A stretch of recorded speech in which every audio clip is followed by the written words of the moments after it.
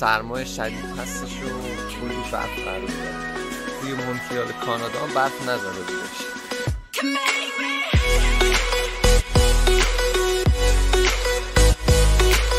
سلام ارادت، من سجاد باباییم و خوش اومدید به آزاد شد. امروز بعد از نزدیک 4 ماه 5 ماه بالاخره برف زد. حالا چی شد که این ولاگو دارم میگیرم؟ بریم تا بگم. توی امسال که اومدم میگفتن که سرمای شدید هستش و کلی برف قراره بباره. بعد الان توی بهمن ماهیم، 4 بهمنه اگه اشتباه نکنم.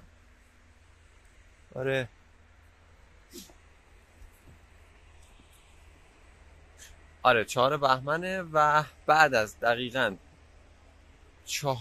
5 ماه دیگه بهمن میشه 5 ماه بالاخره یه برف زد تو ارومیه. حتی اینکه تو خود اخبار رو میخوندم تو روز کریسمس توی مونتریال کانادا هم برف نزده بودش.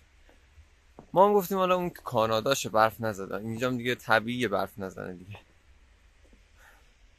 واجی یه لحظه من اینجا رو بهتون نشون بدم.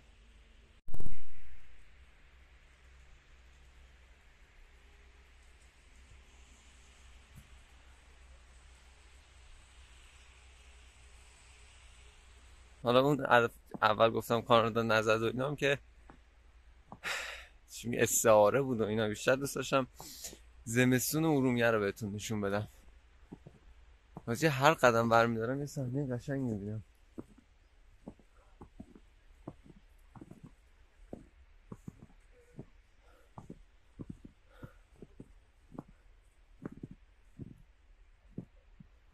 حرف خاصی نمونده دیگه، فقط دور اطراف بهتون نشون میدم. بعد اگه حالا چیزی هم بود بهتون میگم. پس بریم. Just like the street lights lit this town, like a fire in a blaze, gotta burn it down. Can't be afraid to leave this out. We got this far, don't know how. I see danger in your eyes. They know we'll burn down the night.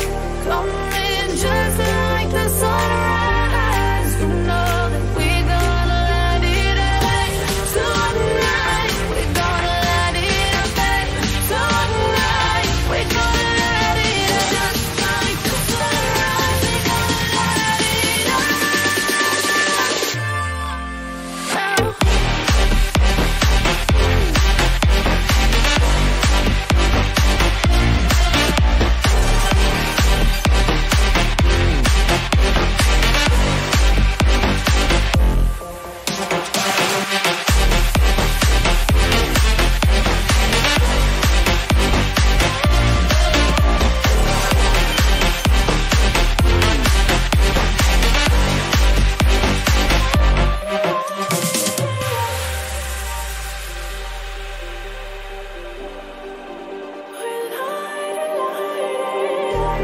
Just like a spark that's breaking out. Can't make a stop, can't turn back now. We know that there's no room for doubt. No, we can't turn back now. I see danger in your eyes. They know we'll burn down the night. Coming just like the sunrise. You know that we're gonna let it out. Tonight, we're gonna let it out.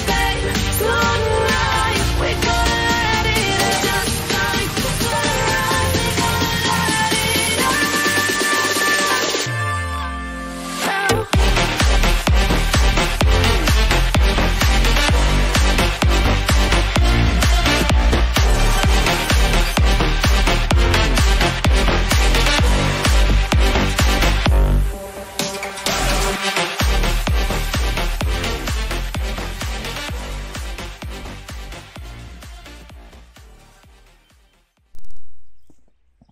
آقا قرار بود این ویدیو رو با رفیقم علیرضا بگیرم، ولی امتحان داشتش رفتش. من امتحان آیرو 2 دارم چند روز دیگه. از کدوم ور برم؟ از این برمیره. بعد حالا اگه بشه ته ویدیو نشونش میدم بهتون، یعنی رفیقمو.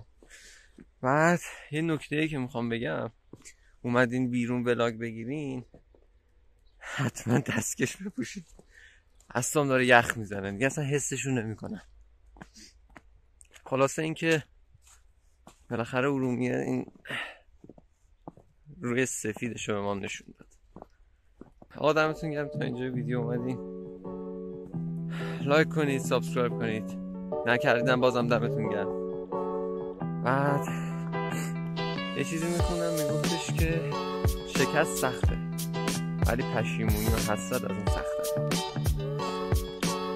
بازم مثل همیشه به امید روز پیروزیتون تا ویدیو بعدی، آزاد شده بعدی، خدا نگهدار.